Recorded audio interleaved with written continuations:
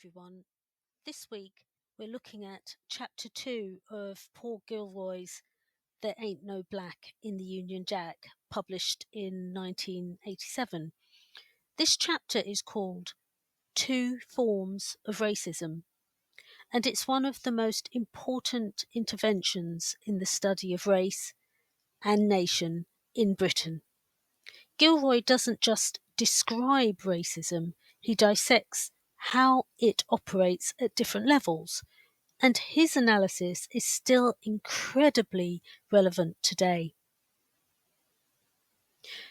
Gilroy begins by identifying what he calls biological racism, the more traditional form of racism most people recognise. It's rooted in this kind of pseudo-scientific belief that racial differences are biological, fixed, and hierarchical. Now, this form of racism draws direct attention or direct connections between someone's skin colour or physical appearance and their supposed intelligence, character, or morality. In post-war Britain, this showed up in media and policy that saw black people as physically different and socially inferior, not truly part of the British nation. This kind of racism is explicit. It's often loud, violent, and unapologetic. But Gilroy says that's only half the story. Gilroy then introduces a second, more subtle kind of racism called cultural racism. Instead of focusing on skin colour or biology, cultural racism is about cultural difference.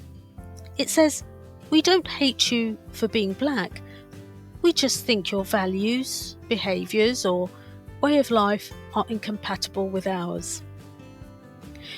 This is where racism becomes slippery. It hides behind ideas of national identity, British values, or cultural fit.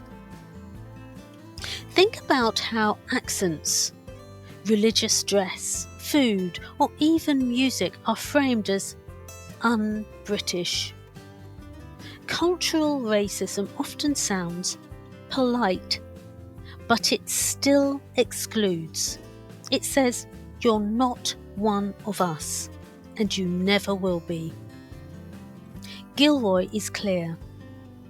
Even when racism changes its language, it doesn't change its function. It still marks who belongs and who doesn't.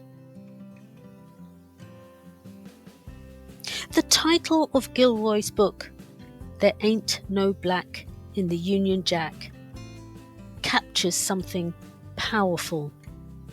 It critiques the idea that black British citizens aren't truly seen as part of the nation, even when born and raised in Britain.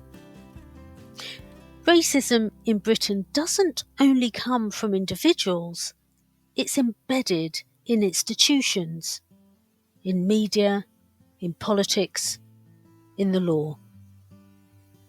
Gilroy challenges the myth that Britain is a post-racial society.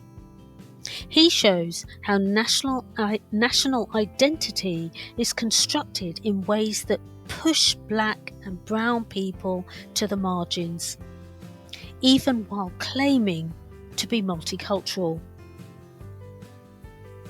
So why does this matter today? Because cultural racism has not gone away. It's evolved.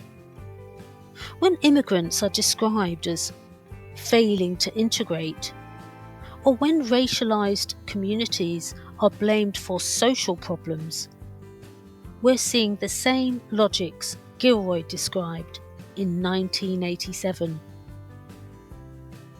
Biological racism may be less socially acceptable, but cultural racism continues to shape how we talk about race, nation, and belonging. Gilroy's message is clear. Racism is adaptable, and if we only focus on its most obvious forms, we miss how it continues to operate through culture, through language, and through silence.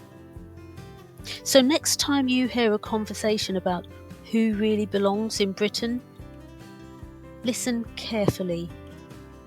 Ask, what's being said? What's being implied? Gilroy's work helps us ask and answer those harder questions. Okay, thank you very much for listening.